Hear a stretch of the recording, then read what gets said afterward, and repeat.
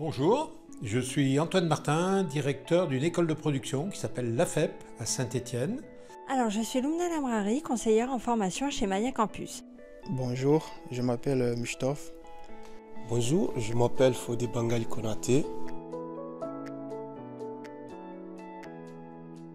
L'école de production propose une formation en alternant une formation pratique en atelier pendant 2/3 du temps. Il reste 1/3 du temps où les élèves vont être en cours de français, de maths, enseignement général, pour préparer les épreuves du CAP, puisque au bout de 2 ans, les élèves passent le CAP. La plupart des élèves poursuivent leur formation en intégrant un bac pro. La nouveauté cette année, c'est que l'AFEP va proposer au sein même de ses locaux ici à Saint-Étienne l'ouverture d'un bac pro pilote de ligne de production textile, en partenariat avec Maya Campus. J'ai passé mon CAP à l'AFEP. Je fais 2 ans de formation. J'étais conducteur d'installation de production.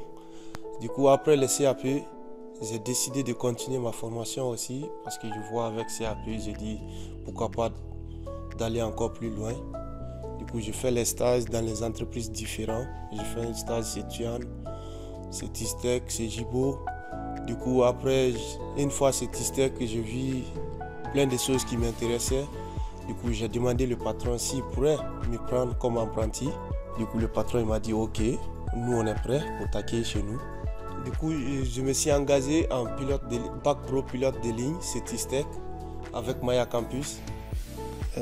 Dès mon arrivée en France, c'était un peu compliqué pour moi.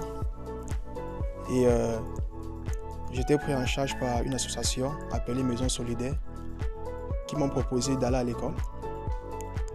Je ne savais pas quoi faire. Ils m'ont amené à la FEP, ils m'ont proposé plusieurs métiers. J'ai finalement choisi la couture.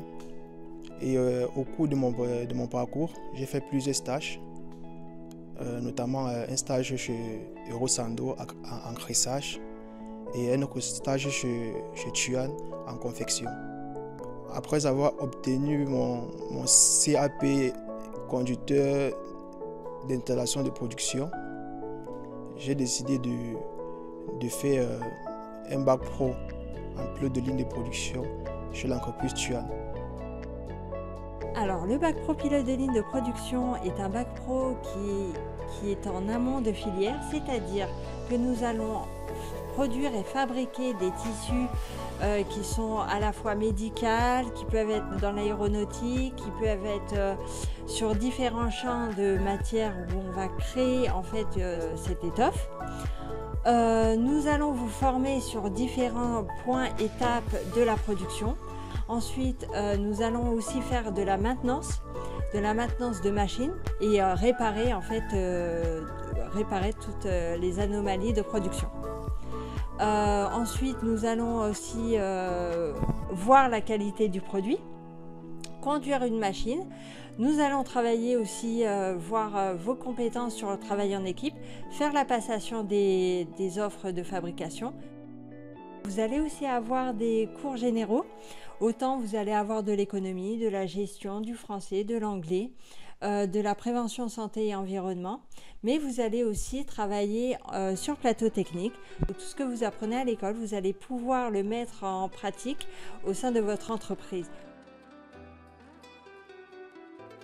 Pendant mon bac pro, j'ai plus été tisseur, mais j'ai aussi fait un peu de gareur, travailler en tant que gareur, en tant que monteur de rouleau et en tant que journalier aussi. Mais j'ai plus fait en tant que tisseur. J'ai passé les premiers semestres, je nouais, je contrôlais le métier. Après, 2e semestre, j'ai commencé à travailler avec le gareur. Je vois, mais j'ai dit pourquoi pas, il ne faut pas essayer d'être gareur.